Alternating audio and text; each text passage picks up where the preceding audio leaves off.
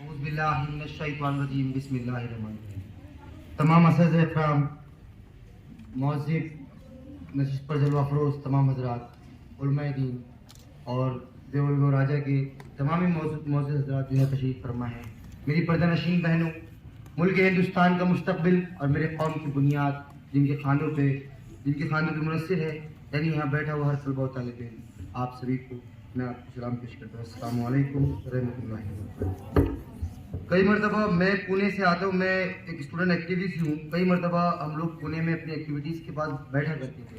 उस वक्त हम एक बहुत छोटी टीम बनाकर काम कर रहे थे और मुझे बड़ी खुशी होती है कि आपके शहर से आकिब कोटकर साहब ने उस वक्त हमारा भरपूर साथ दिया। तो वो आकिब भाई बार बार बताया करते थे बड़े भाई कि हमारे चाचा है हाजी आलम साहब, वो इस तरीके से उनके जुमले थे, मुझे आज भी वो जुमले याद है कि इस तरीके से सितारों को तैयार कर रहे हैं जो कि मुल्क हिंदुस्तान में आने वाले वक्तों में सूरत बन के उभरने वाले थे। भाई हम उस वक्त उनको मुबारकबाद देते थे, लेकिन जब मैं यहाँ पहुंचा तो मैंने देखा हकीकी तौर पे कि कोई छोटा काम नहीं है।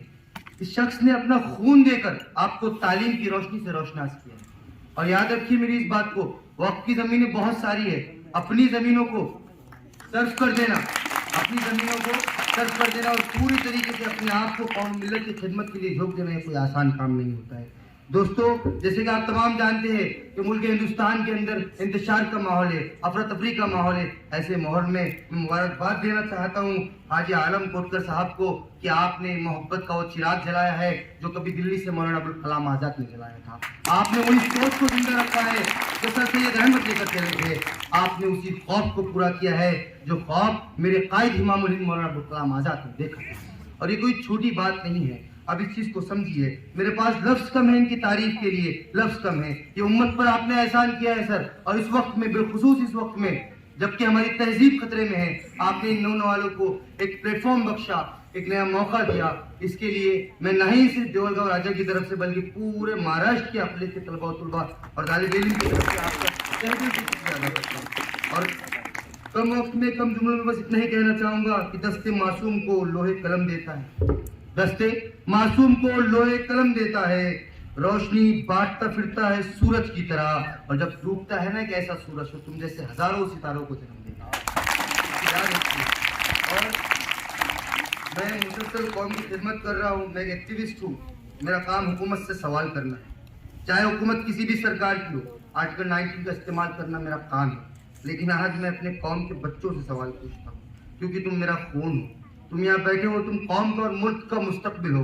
मुझे एक बात बताओ कि आज तक हमने, आलम साहब ने इतनी कुर्बानियाँ दी, इतनी मेहनत की। अभी हमारे सीनियर, हमारे आजम कैंपस से मुझे बड़ी खुशी हुई, अब्दुल हमीद सर वो भी आए, उन्होंने भी बड़ी कुर्बानियाँ खिदमत को अंजाम दिया। आप अब मुझे बताइए, आपने अपने लेवल पे क्या किया, रिजल्ट क्या है देवलगांव राजा के पास? ये लोगों ने इनकी काबिश कोशिशें कर दी, ये कोई आसान काबिश और कोशिशें नहीं थी। एक स्कूल की परमिशन लाने के लिए चप्पलें कसने पड़ती, वो आसान कमेंट कर देना, ऑटो पर बैठ के टिप्पणियां कर देना, पांटिले पे कर रहे कि ये आसान होता है। दिल्ली जाना, बॉम्बे जाना, सेंट्रल बोर्ड से लाना, खून जलाना पड़ता है, तो वो चीजें का लगे। तो आपने इसका सिला इन्हें क्या दिया?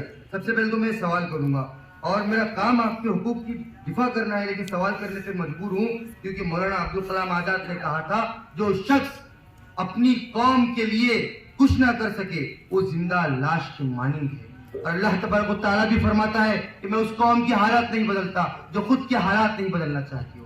तो मेरे शेरों में तुमसे मुखातिब हूँ, मैं तुमसे कह रहा हूँ, अपनी शिकस्त से मत, अपनी शिकस्त को, अपनी कमजोरी को अपनी ताकत बनाओ, अपनी शिकस्त को अपनी सरकशी बनाओ, और आलमे तालीम को इस कदर मजबूत करो कि देवलगांव राजा का जो नाम है ये पूरी तरीके से आज महाराष्ट्र में है, पूरे हिंदुस्तान में फैलना चाहिए, और ये रोशनी का मरकज है, हिंदुस्तान में फैलना चाहिए। और ये तुम पर डिपेंड करता है मेरे भाइयों, बच्चों में तुमसे मुखातिब हूँ। अगर टीचर बनना चाहते हो टीचर बन, कोई दिक्कत नहीं है, लेकिन ये चीज भी तुम ही पर मुनस्सिर है कि अगर तुम एक एजुकेशनल ट्रस्टी बन के हजारों बच्चों को तालीम मुहैया करवा सकते हो तो वो भी करवा दो। क्या मसला क्या है, मैं बोलना क्या चाह रहा हूँ समझ रहे हो? ख्वाब देखो, अपनी हदों को मजबूत करो, क्योंकि तुम कोई छोटी कौम नहीं हो, तुम कोई छोटी उम्मत नहीं हो। अपने ख्वाबों को देखो और उसकी ताबीर को हकीकी जामी अमली पहनाने के लिए पुरखुलूस तरीके से, पुरजोश तरीके से मेहनतें करो, काविशें करो, दिन रात एक कर दो, क्योंकि देखो ये अंधेरी रात है, कोई हमारे साथ नहीं है। अगर कोई हथियार अगर हमारे पास है तो वो तालीम का हथियार है। इस वक्त में अगर लड़ना है तो तालीम के हथियार से लड़ना पड़ेगा, अपने बका के उसूलों के वास्ते लड़ना पड़ेगा, अपने आबा वास्ता अपनी जमी को जो खून दिया, आलम कोटकर साहब जैसे लोगों ने जो कुर्बानियां दी, उन कुर्बानियां की दिफा के लिए लड़ना पड़ेगा।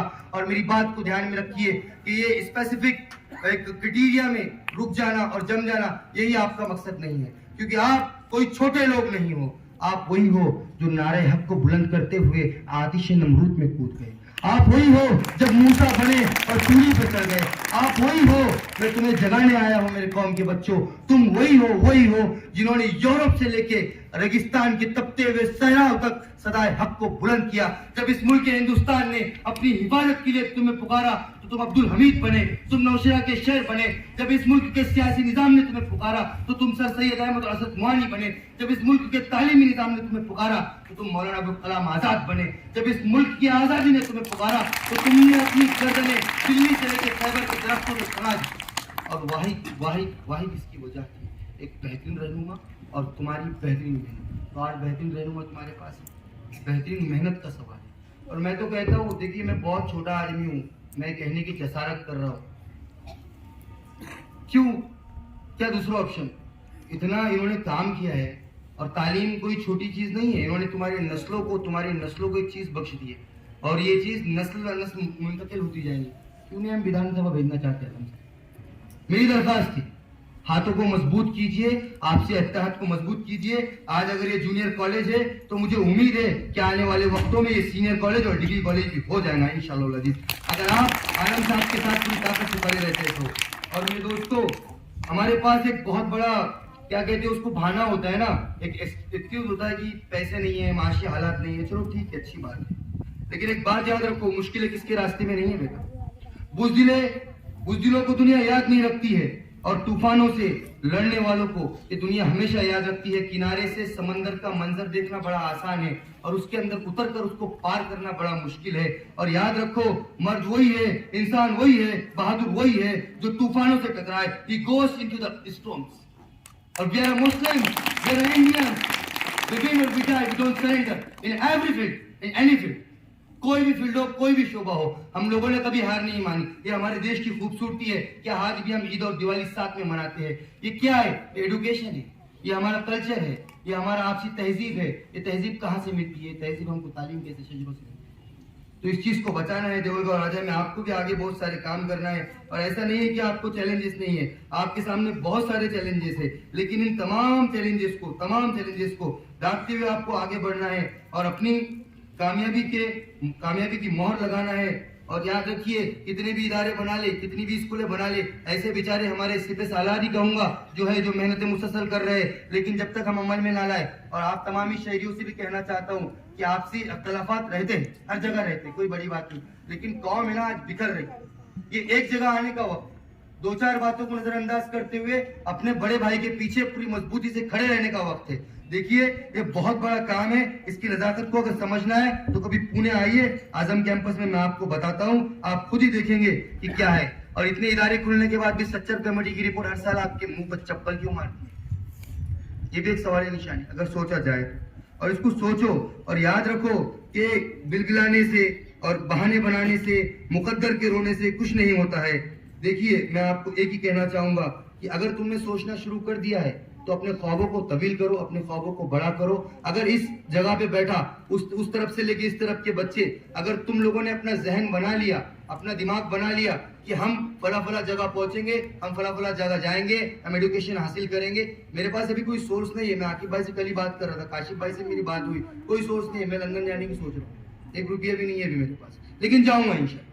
क्योंकि ख्वाब जब देख लेते हो तो उस अज़्म को पूरा करने के लिए लड़ो, क्योंकि तुम कोई छोटे लोग नहीं हो, तुम उसी सावित्री की औलाद हो, तुम उसी फातिमा शेख की औलाद हो, तुम उसी टीपू सुल्तान की औलाद हो जिसने अपने खून का आखिरी कतरा इस मुल्क के लिए सर्फ कर दिया। तुम यकीनन कोई छोटे लोग नहीं हो बेटा।